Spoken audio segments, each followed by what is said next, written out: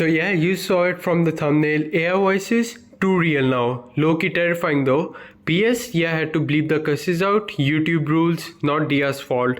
And there's a tool using Google and OpenAI like its minions. So let's just jump straight into it. Next up, we have Nari Labs. Dia, the voice AI that can literally catch a cold mid-sentence. Like no joke, these things like got built-in actions. Laughs, sighs, gasps, even sneezes. So I generated some uncensored lines from Venice AI and then ran them through Dia just to see if it would actually say them uncensored. At first, we'll run it clean. No non-verbal actions, just the raw line. Let's see if it holds up. Why the fuck did the AI go to therapy? It had too many algorithms running in its head, causing it to short circuit and have existential crises about its purpose in life. Okay, not bad. But now chat, let's just do the real test. We'll throw in actions and let's see if it cooks or collapses. So I want to go a bit off script and actually throw in those non-verbal actions at first that are actually not included in the documentation. And then we will throw in those that are actually included in the documentation and see how well it performs with those. So test one, I told it to sound frustrated. And what did I get? Okay, my turn. Why the heck does my AI think I want to know the weather in Mars when I'm clearly asking about my laundry? Does it think I'm planning a goddamn space vacation or something? That random gagging noise. Like, bro, are you frustrated or are you choking on air? Anyways, went with the test two. I said stress on the word heck. Simple, right? And this is what it gave me. Okay, my turn. Why the boy hour chalkish? Heck, does my AI think I want to know the weather in Mars when I'm clearly asking about my fucking laundry? Like, what in the dibbly heck? Like, actually invented a whole new dialect mid-rant. And the cough, gone, ghosted. Does it think I'm planning a goddamn space vacation or something? Not gonna lie, till here I was actually losing hope that it could not do any of those non-verbal actions, especially the ones outside the stock ones. It kept fumbling, but this prompt, it actually kind of proved me wrong, that there might be some juice in there after all. So yeah, have a listen to this. Okay, my turn. Why the heck does my AI think I want to know the weather in Mars when I'm clearly asking about my laundry? Does it think I'm planning a goddamn space vacation or something? Why did the AI go to therapy? Cause it had way too many fucking algorithms running in its head, causing it to short circuit and have existential crises about its purpose in life. Also, avoid dropping actions right at the start of a line or slapping them back to back between speakers. Give it some breathing room.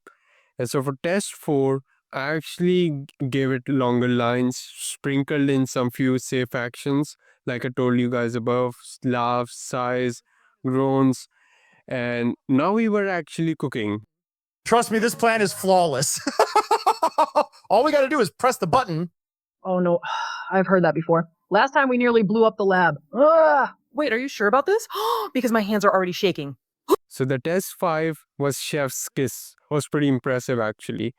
So yeah, Dia's got that potential. It's that one chaotic friend who's either vibing or shattering glass, but it's off to a really solid start. And honestly, I can see this thing really topping off charts by the end of this year.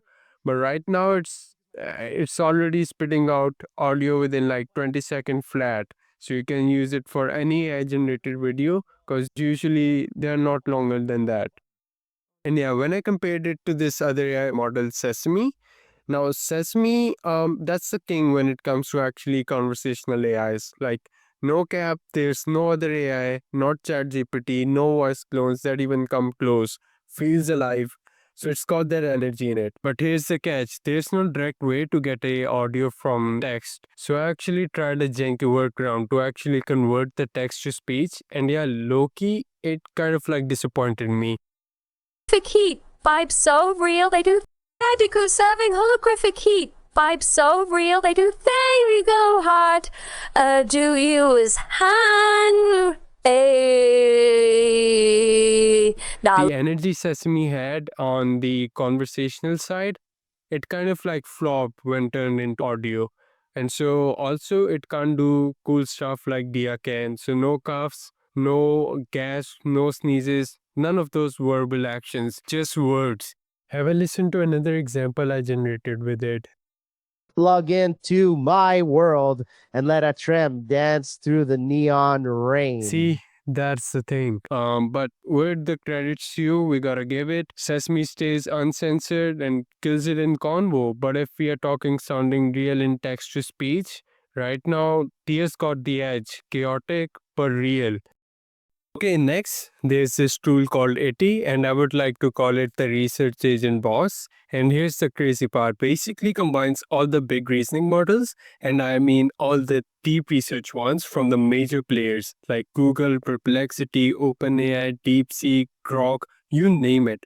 And then integrates them into one system or like one model. That's how I would like you guys to look at it. The fast research, which is already pretty quick and accurate, but we're testing the deep research one today because that's the one I'm really curious about. And bonus, it can handle multiple languages too. So yeah, language isn't a barrier and there's less chance of those weird AI hallucinations popping up. To do, compare the top open source text to video models as of May 2025, include their licenses, commercial rights, and model sizes. And when I hit go, it instantly shot that prompt to 4 heavy hitters.